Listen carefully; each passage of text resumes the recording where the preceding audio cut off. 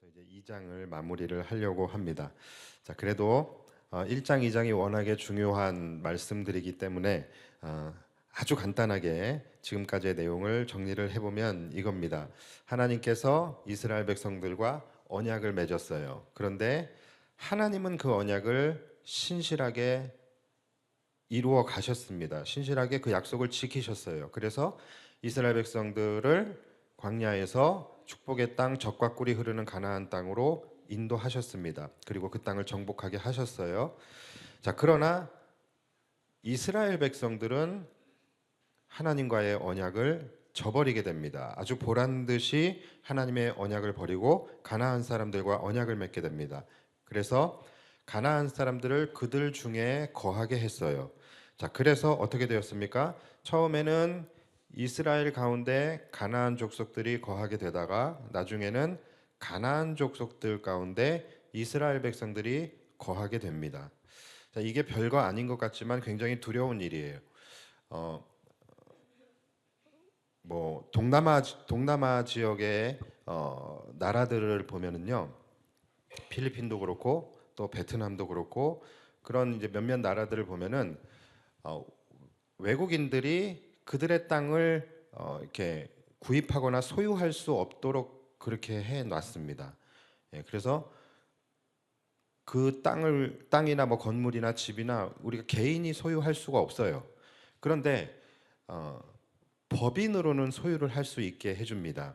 그런데 이제 그들 안에서 그 법을 만들어 놓은 것이 뭐냐면 이 법인이기 때문에 지분이라는 것이 있잖아요. 그러면 이 타국인 외국인들은 절대로 그 지분이 49%를 넘어가지 못하게 해요. 그래서 자국민들이 51% 이상을 차지하고 이제 외국인들은 49% 이하를 그렇게 갖도록 그렇게 법으로 규정을 해 놓습니다.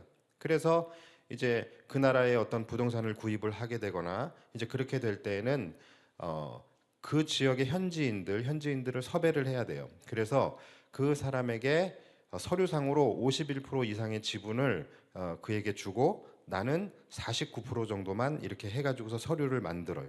그렇게 해서 이제 구입을 하게 됩니다. 어찌 됐든 간에 이제 서류상에 이제 그렇게 되는 것이고 나는 전액을 내가 주고 샀기 때문에 그거는 이제 내 거가 되겠죠. 자, 그런데 여러분 이 안에 위험성이 있어요, 없어요? 엄청나게 위험성이 있는 거예요. 큰 리스크가 있는 겁니다. 그렇죠? 어떤 리스크예요? 만약에 51%가 딴 맘을 먹으면, 그렇죠? 만약에 51%가 딴 맘을 먹으면 얼마든지 빼앗아 올 수 있는 거예요. 이 사회를 열어서 51%가 매각하기로 결정해버리면은 51%가 찬성해서 결정해버리면은 팔아버릴 수도 있는 그런 상황인 거예요. 물론 이제 그렇게 되지 않도록 여러 가지 또 이제 안전 장치들이 분명히 있겠지만 사실 그렇다고 해서 안전하다라고 할 수는 없는 거예요. 그러니까 이 51%가 악한 마음 먹고 정말 마음 먹고 달려들면 뺏으려면 뺏을 수도 있는 그런 구조라는 것이죠. 그래서 이 49와 51, 이 2%의 차이, 2%의 차이가 정말로 별거 아니고 얼마 아닌 것 같지만 여러분 이것이 소유권을 바꿀 수 있을 만큼의 파워를 발휘할 수 있다라는 거예요. 여러분 그런데 우리도 마찬가지예요. 오늘 본문도 보시면 이스라엘 중에 가나안이 거하게 되는 것, 그리고 가나안 중에 이스라엘이 거하게 되는 것. 여러분 이거 똑같은 말인 것 같지만 절대로 그렇지 않습니다. 완전히 이것은 다른 문제예요. 여러분들의 인생도 한번 생각해 볼 필요가 있어요. 여러분들에게 제가 한번 여쭤보겠습니다. 여러분들의 인생은, 여러분들의 삶은 삶 속에 신앙생활이 있습니까? 아니면 신앙생활 속에 삶이 있으십니까? 여러분들이 오늘도 하루를 살아가셨을 텐데 여러분들의 하루에 그 비중과 지분을 한번 따져보면은 여러분들의 하루의 49%는 무엇이고 51%는 무엇입니까? 49%가 영에 속해 있고 51%가 세상에 속해 있는 그러한 삶을 살아가고 있다라고 한다면 우리의 믿음과 영혼은 언제든지 마음만 먹으면 세상에 빼앗기고 삼켜질 수 있는 상태로 우리는 살아가고 있는 것입니다. 우리는 굉장히 위험한 리스크를 안고 살아가고 있는 거예요. 평상시에는 내 인생입니다. 분명히 나에게 내 인생의 주도권이 있어요. 자, 그런데 항상 결정적인 순간이 되면은 51%의 의견이 내 인생을 결정짓고 이끌어가게 되는 그런 삶을 살아가게 된다라는 거예요. 내 삶의 51%의 지분이 믿음으로 채워져 있다라고 한다면 어떤 결정적인 순간이 되어도 우리는 믿음을 지켜낼 수 있습니다. 그리고 믿음이 원하는 믿음의 길을 우리는 선택하며 갈 수 있게 돼요. 그런데 이 51% 이상의 지분을 세상이 가지고 있게 되면요, 우리는 결국 결정적인 순간마다 세상의 방식대로 살아갈 수밖에 없게 되고 결국은 주인이 바뀌어져 버리게 되는 거예요. 결국은 세상이 내 삶의 주인이 되어버리게 되는 것입니다. 여러분들의 인생, 그리고 좁게는 여러분들이 살아가는 그 하루하루의 삶을 놓고 볼 때에 믿음과 세상의 지분 비율이 어떻게 되십니까? 영과 육의 지분 비율이 어떻게 되십니까? 그래서 여러분, 우리는 하루를 살아갈 때마다 우리가 살아가는 그 하루의 51% 이상을 신앙의 삶으로 채워가는 노력이 필요한 거예요. 그것을 우리는 예배하는 삶이라고 하는 것입니다. 하루의 반 이상을, 51%라니까 하루의 반 이상을 성경 보고 기도하는 시간으로 보내야 한다라는 말을 하는 것이 아니에요.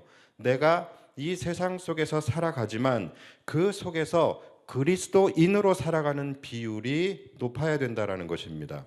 그래서 우리는 세상 속에 살아가지만 매 순간 하늘을 바라보고 하나님을 생각하고 그리스도인으로 살아가는 비중, 나의 뜻보다는 하나님의 일과 하나님의 뜻을 더 생각하며 매 순간 사람들을 대하고 그들과 대화할 때마다 또는 무언가를 결정할 때마다 또는 어떤 내가 처신을 할 때마다 그때마다 세상 속에서의 나가 아닌 육에 속한 내가 아닌 그리스도인으로서의 나, 영에 속한 나로 살아갈 수 있어야 된다는 거예요. 그래야지만 나의 삶의 지분을 세상이 아닌 주님께서 가지고 계실 수 있는 거예요.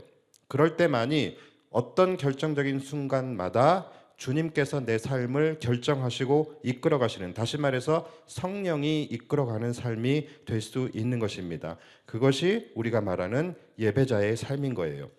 그래야 삶의 결정적인 순간을 만났을 때 우리가 실수하지 않을 수 있게 되는 거예요. 내 삶의 지분을 주님이 아닌 세상이 가지고 있게 된다면 우리는 평생토록 우리가 지금 이 신앙을 유지할 수 있다라는 보장이 없는 거예요.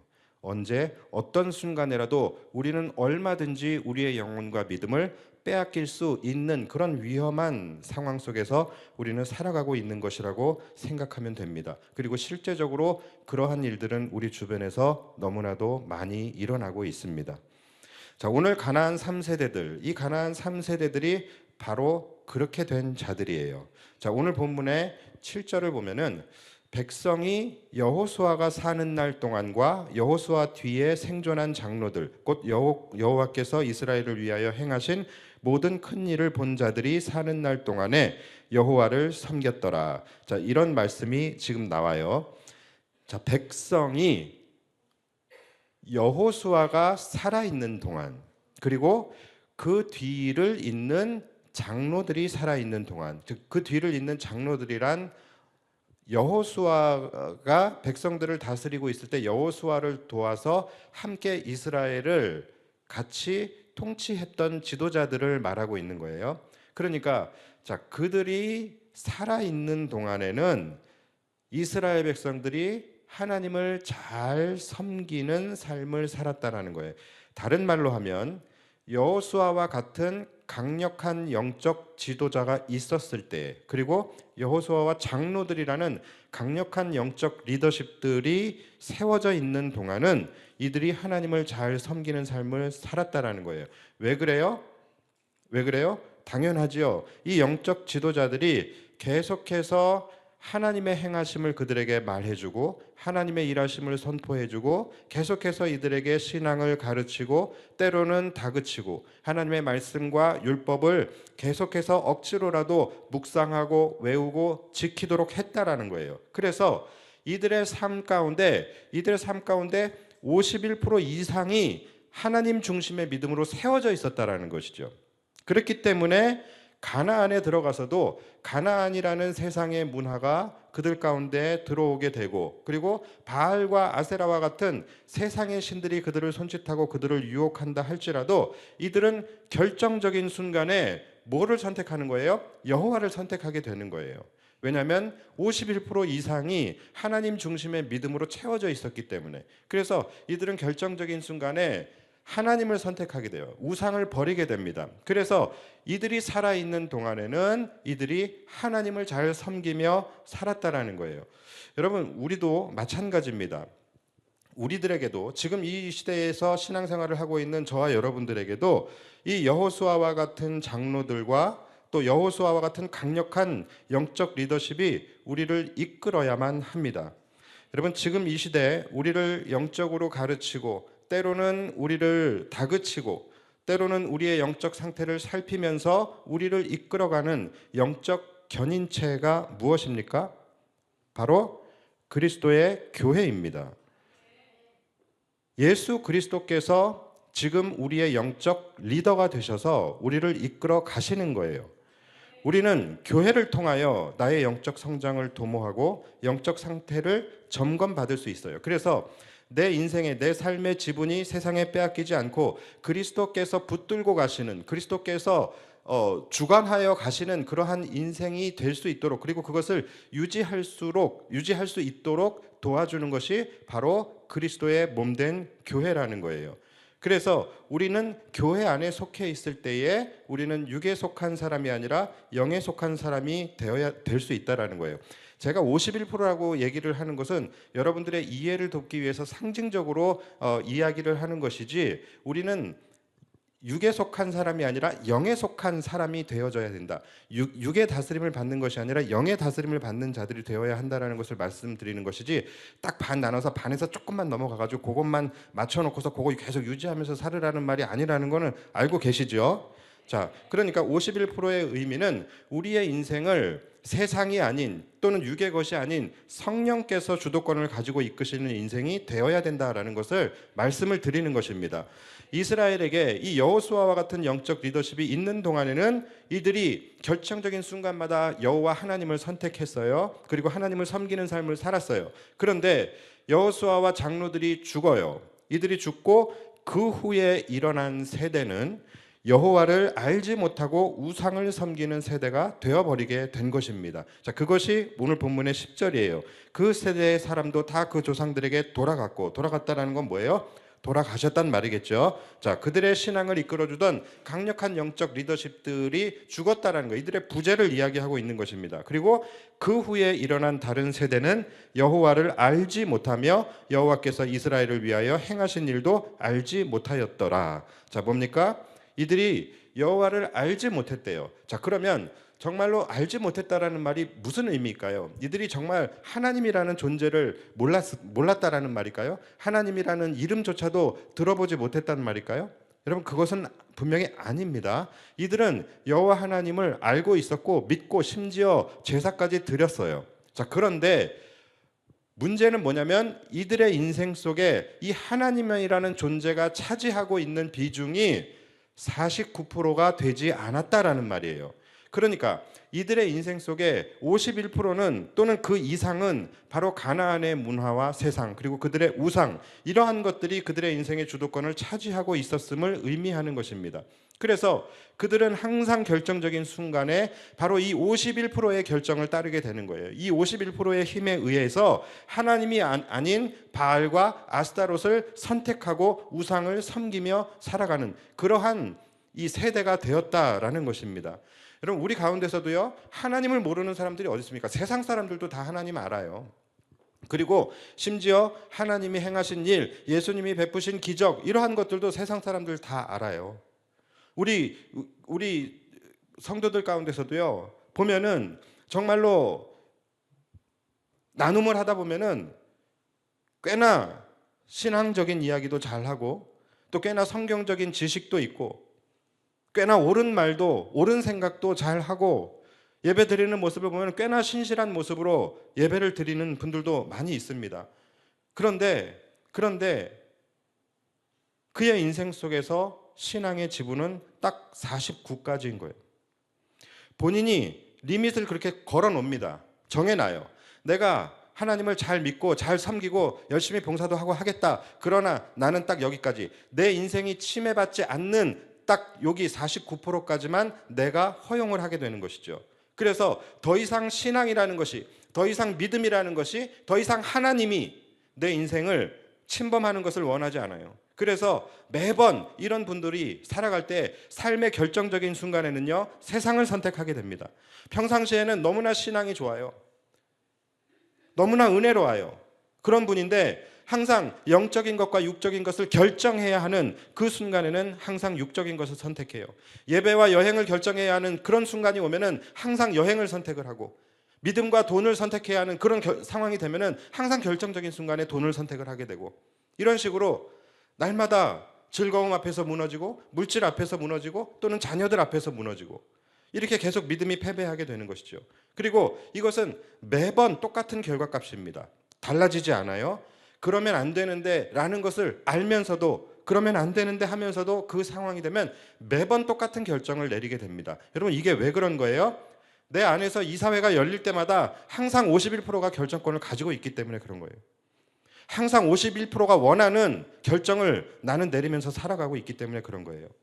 그래서 여러분, 많은 성도들이요, 신앙생활을 할 때에 49% 혹은 그 이하의 리밋을 걸어놓고서 그렇게 신앙생활을 하시는 분들이 많아요. 내가 하나님을 믿으니까 열심히 교회는 다니겠다. 또 내게 주어진 신앙생활 열심히 하겠다. 그러나 내 삶을 침해하지 않는 정도까지만 하겠다. 여기까지만 나는 열심히 하겠다. 그게 49%인 거예요. 그런데 여러분, 그것을 넘길 수 있어야지만 내 인생이 바뀌어질 수 있는 거거든요. 그것을 넘겨야지만 이제는 모든 결정에서 결정권자가 바뀌어버리는 거예요. 세상이 아닌 성령께서 결정하는 그런 인생으로 바뀌어지게 되는 거예요. 그것을 넘겨야지만. 그래서 그것을 넘겨야지, 그 2%만 넘겨야지만 이제 내 인생과 내 삶이 바뀌어지게 되는 거예요. 그런데 그것을 넘기지 못해가지고서 전혀 바뀌지 않는, 변화되지 않는 그런 신앙인의 삶을 살아가시는 분들이 너무나도 많다라는 거예요. 그런데 여러분, 성령께서 내 삶을 이끄셔야 변화가 되지 않겠습니까? 내가 주장하는 삶이 아니라 성령님이 주장하는 삶을 살아야 내 삶의 변화라는 것이 일어나게 되죠. 날마다 내 생각대로 살아가는데 지금과 다를 바가 없는 거잖아요. 그러니까 하나님도 얼마나 여러분 안타깝게 생각을 하시겠습니까? 사실 49%까지 가는 것도 쉬운 건 아니잖아요. 내 인생의 49%를 하나님으로 채운다는 것도 여러분 절대로 그거 쉬운 거 아닙니다. 꽤나 많은 노력과 결단이 있어야지만 49%까지 나아갈 수 있어요. 그런데 힘은 힘대로 들이면서 신앙생활은 신앙생활대로 하지만 살면서 삶에서는 아무 능력과 아무 변화가 일어나지 않는 상태, 그것이 바로 49%의 상태인 거예요. 2%만 더하면 완전히 새로운 삶이 시작될 텐데 그 2%를 더하지 못해서 계속 그냥 그 수준에만 머물러 사는 삶, 세상의 모든 결정권을 빼앗겨버리고 세상이 내 삶을 결정하고 지배하는 그러한 삶을 살게 되는 것입니다. 여러분, 지금도 여러분들이 지금 이 자리에 나온 것부터 시작해서 세상 속에서 그래도 여러분들이 믿음을 지키기 위해서 얼마나 치열하게 살고 계신지 잘 알고 있습니다. 그래서 여러분들 너무 칭찬하고 싶고 여러분들 응원하고 여러분들을 위해 기도합니다. 그러나 만약에 여러분들이 신앙생활을 이렇게 열심히 하고 있음에도 불구하고 내가 힘은 힘대로 들고 있는데 삶의 변화는 없다면, 삶의 능력이 나타나고 있지 않다면 지금 여러분들 안에서 지분 조정이 필요한 때인 것 같아요. 지분 조정을 하셔야 되는 때인 거예요. 조금만 여러분 힘을 내시고 다시 한번 결단하셔서 2%만 올려보시기 바랍니다. 그래서 세상이 지배하는 삶이 아닌 성령이 지배하는 삶을 살아보시기 바랍니다. 중요한 순간마다 세상이 여러분들의 삶을 결정하게 하지 마십시오. 성령께서 여러분들의 삶을 결정하게 하세요. 여러분, 그러기 위해서는 여러분들의 삶의 지분을 성령님이 더 많이 가지고 계셔야 돼요. 51%의 성령님의 지분이 올라가면 올라갈수록 여러분들의 삶은 빠르게 바뀌어지게 될 거예요. 성령님의 지배력이 강력하면 강력해질수록 우리는 옳은 것을 선택하는데 그렇게 큰 에너지가 들어가지 않습니다. 왜냐하면 너무나도 명확한 삶의 방향을 우리는 알고 있기 때문에, 그리고 성령께서 그만큼 강력하게 우리를 이끌어 가기 때문에 항상 어설픈 게 제일 힘든 거예요. 그래서 여러분 꼭 기억하십시오. 여러분들에게는 지금 여러분들을 강력하게 이끌어 갈 수 있는 여호수아 공동체가 반드시 필요합니다. 바로 교회와 목회자와 리더들이에요. 모세도 그렇고 여호수아도 그렇고, 이 모세와 여호수아의 리더십 보면은 굉장히 이스라엘 백성들을 신앙적으로 압박했습니다. 날마다 이들을 앉혀놓고 하나님이 행하신 일을 이야기했고, 그리고 율법에 대해서도 율법을 날마다 주야로 묵상하고, 심지어 그것을 네 손목과 미간에 붙여서 달달달달 외우라고 다그치고, 수많은 율법의 규칙과 규범들을 읊어주면서 그걸 지키라고 강요했습니다. 그러니까 백성들의 입장에서는 그것이 꽤나 버겁고 힘들었을 수 있어요. 그런데 그러한 영적 리더십이 있었기 때문에 여호수아와 그 뒤를 잇는 장로들이 사는 날 동안은 이들이 여호와를 섬길 수 있었고 그들의 삶이 평안할 수 있었던 것입니다. 교회에서 여러분들에게 더 깊은 신앙의 성장을 계속해서 요구하고, 여러분들을 신앙적으로 닥달하기도 하고, 양육해라, 금찬기 나와라, 여러분들에게 계속 그렇게 강요하고, 또 안 나오면 안 나오는가 보다 하면 좀 좋겠는데 또 전화하죠. 전화해서 왜 안 나오셨어요? 무슨 일 있으셨어요? 이러한 것들이 여러분들에게는 부담스럽고 버겁고 힘들게 느껴질 수 있을 거예요. 그런데 여러분, 그게 다 뭐 때문이겠습니까? 여호수아가 사는 날 동안은 백성들이 여호와를 섬겼던 것처럼 여러분들이 새 영광교회를 다니는 동안만큼은 여러분들의 믿음이 지켜져야 하기 때문 아니겠습니까? 여러분들이 믿음이 자라나야 하고, 언제 하나님이 부르셔도 우리가 평안히 찬송하며 하나님 앞에 올라갈 수 있는 그런 하나님의 백성이 되어야 되지 않겠습니까? 그것 때문에 여러분들을 닥달하는 그 이상 그 이하도 아닌 거예요. 만약에 여러분 냉정하게 생각해 보십시오. 여러분들이 교회에 빠지든 안 빠지든 전혀 신경 쓰지 않고, 여러분들이 금찬기 나오든 안 나오든 관심도 없고, 여러분들의 지금 신앙 상태가 어떤지 거기에 대해서 들여다보려고도 하지 않는 그런 교회라면 은혜스러웠겠습니까? 여러분, 그런 교회가 정말로 좋으시겠어요? 그럼 여러분만 편한 게 아니라 교회도 편하죠. 그렇죠? 여러분들에게 전화 안 해서 좋고, 여러분들은 전화 안 받아서 좋고, 부담 안 줘서 좋고, 여러분들은 부담 안 느껴서 좋고, 그러니까 모두가 이건 편한 길이에요.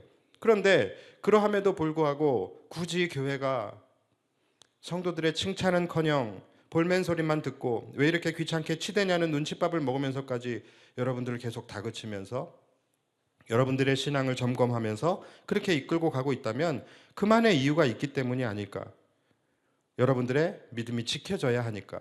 그리고 이 세상에서 이 세상을 이길 수 있는 힘은 믿음밖에 없기 때문에, 여러분들의 인생이 회복될 수 있는 그 자리는 예배 자리밖에 없기 때문에, 그렇기 때문에 하는 것 아니겠습니까? 그러니까 여러분, 여호수아가 없는 이스라엘은 곧바로 믿음이 추락하고 그들은 여호와를 알지 못하는 세대가 된 것처럼, 여러분, 우리 새 영광교회가 교회의 기능을 상실해버리고 새 영광교회가 더 이상 여러분들에게 관심을 갖지 않게 되어질 때에 여러분들의 신앙, 여러분들의 믿음 보장할 수 없는 상태가 되는 것입니다. 여러분, 우리의 본성은요, 가만히 있어도 죄를 향하여 빠르게 달려가는 존재들이에요. 그렇기 때문에 우리에게는 반드시 우리의 신앙을 이끌어줄 영적 견인체, 영적 리더십이 반드시 필요한 겁니다. 그것이 바로 그리스도의 교회인 거예요. 난 교회 안 다녀도 얼마든지 신앙생활 할 수 있어, 이런 분들 되게 많아요. 그리고 교회에서 이렇게 전화 안 해도 내가 알아서 신앙생활 잘 할 수 있어, 교회에서 이렇게 다그치지 않아도 내 믿음 내가 잘 챙길 수 있어, 나는 온라인 예배만 드려도 뜨거운 믿음 생활 할 수 있어, 이렇게 생각하시는 분들 꽤 많아요. 그런데 여러분, 제가 목사로서 제가 여기서 단언하고 말씀드리는데 저는 절대로 불가능하다라고 확신합니다. 만약에 그럴 수 있다면 저부터 그러고 싶어요. 당장 다음 주부터 예배 안 나오고 싶어요, 저도. 근데 그건 아니잖아요. 절대로 불가능하다니까요. 왜 주님께서 그럼 교회를 세우시고 교회를 통하여 일하시고 교회에게 하늘문을 열고 닫는 천국의 열쇠를 주셨겠어요? 여호수아를 비롯하여 그들을 이끌어줄 영적 세대들이 다 조상들에게 돌아가자 그들은 곧바로 무너지게 됩니다. 여러분, 우리가 이 땅을 살아가면서 정말로 필요한 것은, 정말로 없어서는 안 될 것은 교회 공동체입니다. 교회 공동체 없이는 여러분 절대로 믿음 안에서 서지 못합니다. 그렇기 때문에 여러분들이 앞으로 살아가실 때에 여러분 자녀들에게 분명한 교회관을 심어 주셔야 돼요. 여호수아를 비롯하여 영적 리더십이 무너졌을 때 그 다음 세대는 여호와를 알지 못하는 세대가 되었다. 여러분, 이 일이 일어나는 데는 그리 오래 걸리지 않습니다. 불과 한 세대 만에 이런 일이 일어나게 된 거예요.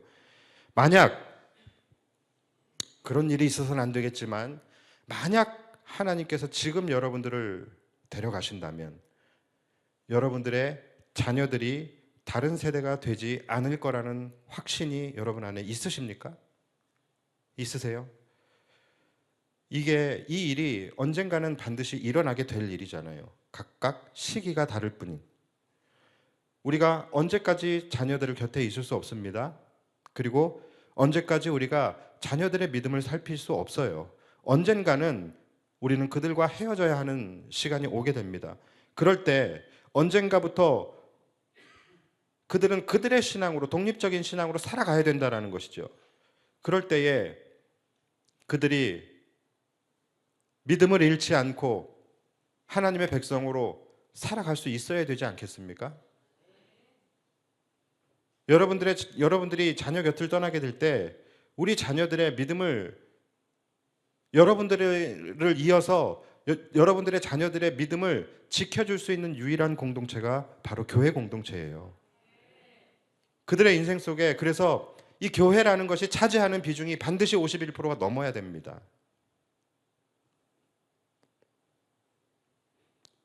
그것만이 그들의 믿음을 지켜줄 수 있는 거예요.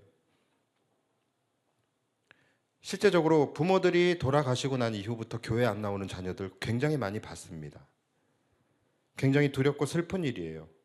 그러니까 여러분, 우리 부모 세대가 우리 자녀들을 키우면서 품어야 할 목적이 하나 있다고 한다면 여러분들이 언제라도 자녀의 곁을 떠나게 될 때에 교회가 그들의 믿음을 맡아서 지켜주고 이끌어갈 수 있도록, 그리고 그들이 자신들의 독립적인 신앙으로 교회에 자신들의 영혼을 맡길 수 있는 그런 상태가 되도록 그들의 인생 속에 교회의 지분이 51% 이상이 되도록 해줘야 된다는 것. 여러분, 이것이 부모들의 목적입니다.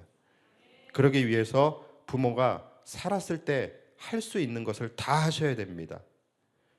우리 자녀들이 특히나 목숨 걸고 주일 성수, 눈이 와도 비가 와도 세상이 무너져도 목숨 걸고 주일 성수할 수 있도록 이것은 부모들이 반드시 죽기 전에 해줘야 되는 일이에요. 부모 자신부터 자녀들 앞에서 주일 성수에 대해서 타협하는 모습을 절대로 보여서는 안 됩니다. 그리고 자녀들의 예배 생활에도 부모가 그것을 타협해 주어서도 절대로 안 됩니다.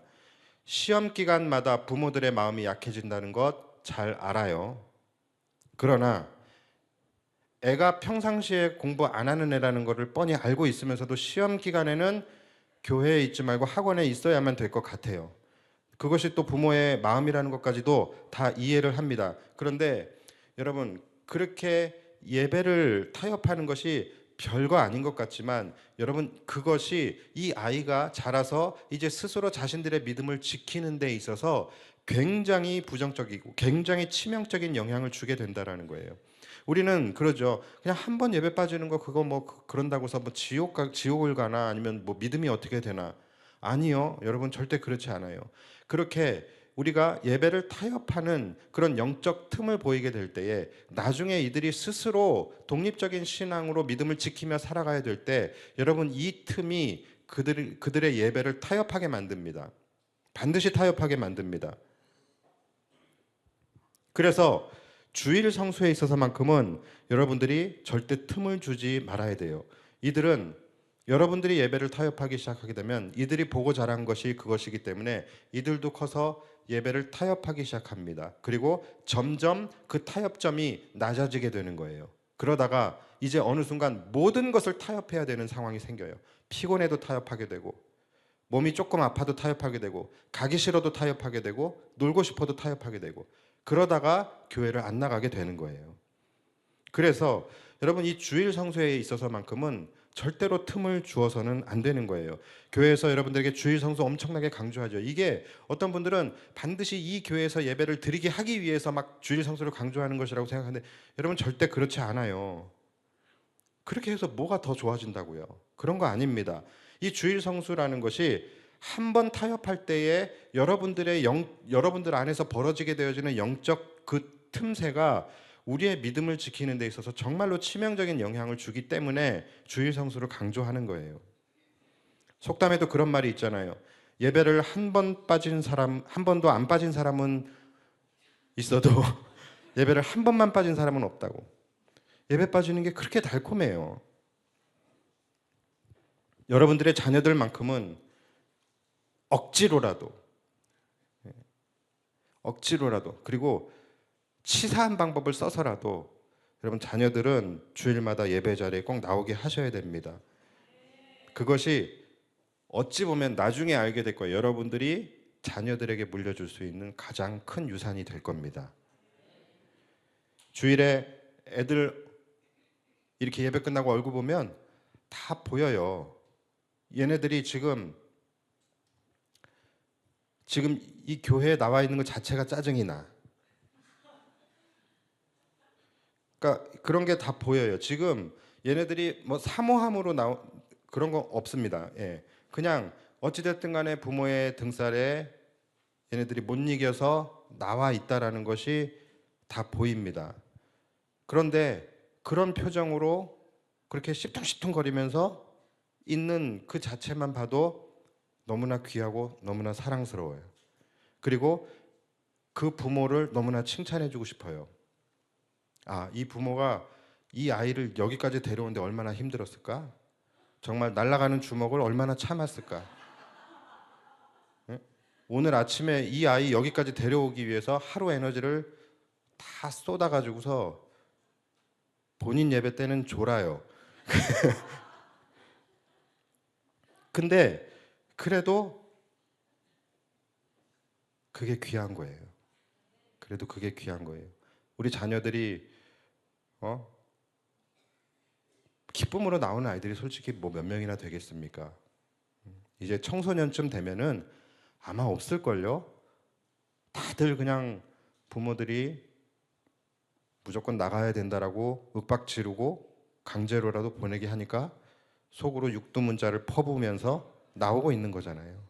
그러니까 그 아이들이 나와서 예배 태도가 좋든 안 좋든 여러분 그런 거 보지 마십시오. 신경 쓰지 마세요. 나와서 찬양 시간에 뭐 독립투사처럼 입을 꼭 다물고 있든 예배 시간에 게임을 하든 그림을 그리든 그 자체로 그냥 귀한 겁니다. 나와 있는 것 자체가 지금은 얘네들이 그런 것 때문에 반발하고 그럴 수 있겠지만 나중에는 지금을 기억하면서 이들이 신앙을 붙들게 되는 거예요. 애들이 예배 시간에 그냥 나와 있는 것만으로 만족하시고 게임해도 어른들도 게임해요. 어른들도 게임 엄청 많이 합니다. 저도 설교 시간에 절대 안 건드려요. 게임을 하든 잠자다 발차기를 하든 주보에 가계부를 쓰든 제가 진짜 있었던 일이에요. 제가 예배 끝나고 뒤로 나가서 인사하잖아요. 그리고서 이제 다시 들어오는데 주보가 한 장 놓여 있는데 빽빽하게 이렇게 생각해서 제 마음에 엄청 감동을 야 설교를 이렇게 이렇게 잘 들으면서 메모를 하시는 분이 있구나. 그래서 제가 이렇게 딱 봤어요. 그런데 대파 3,000원, 미나리 5,000원.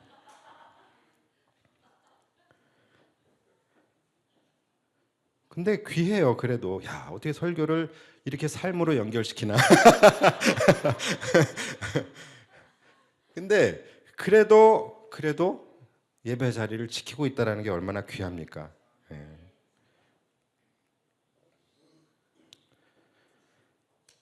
말씀을 마무리하겠습니다.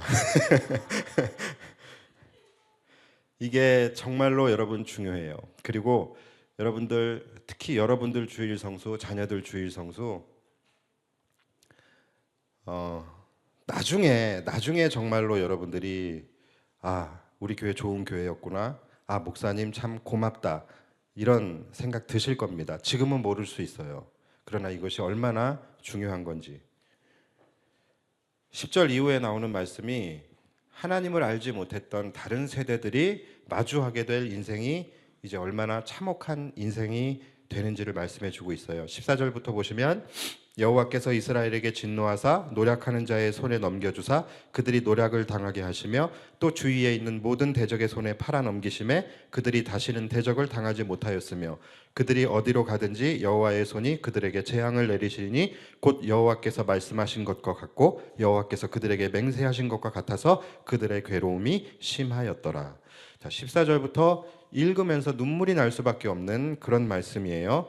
자, 첫 번째 노력하는 자의 손에 넘겨주신대요. 이거는 죽으라고 일을 해도 그 수고에 합당한 열매를 맺지 못하는 거예요. 죽으라고 일해서 추수를 한들 주변국들이 와가지고서 다 빼앗아가고 노략질 해가게 되는 그런 인생이 된다라는 거예요. 아무리 열심히 살아도 열매를 거둘 수 없는 그러한 삶. 그리고 두 번째가 뭡니까? 또 주위에 있는 모든 대적의 손에 팔아 넘기심에 예전에는 싸울 때마다 어떻게 하셨어요? 이기게 하셨어요. 그런데 이제부터는 이 다른 세대들은 이제 싸울 때마다 이제 지게 됩니다. 이제 그것이 사사시대예요. 그리고 3절 세 번째 그들이 어디로 가든지 여호와의 손이 재앙을 내리시리니 예전에는 그들이 어디로 가든지 하나님께서 그들에게 은혜를 베푸셨어요. 형통케 하셨어요. 그런데 이제는 어디를 가도 재앙을 만나게 된다는 거예요. 이것이 하나님을 알지 못하는 다른 세대들의 인생이에요. 여러분들의 인생이 그리고 여러분들의 자녀들의 인생이 그렇게 되지 않도록 여러분 오늘 말씀을 두려운 마음으로 묵상을 하시고 이런 저주받는 인생이 되지 않도록 여러분 하나님 잘 섬기십시오. 하나님을 아는 백성이 되게 하시고 여러분뿐만이 아니라 여러분 자녀들에게도 신앙교육 잘 하셔서 여러분들의 가문이 수고하고 땀 흘리는 것만큼 온전히 거두는 삶 그리고 이 세상과 싸울 때마다 넉넉히 이기는 삶 그리고 어디를 가든지 하나님이 함께 하심으로 형통한 삶을 살아가시는 저와 여러분들이 되시기를 주님의 이름으로 축복합니다.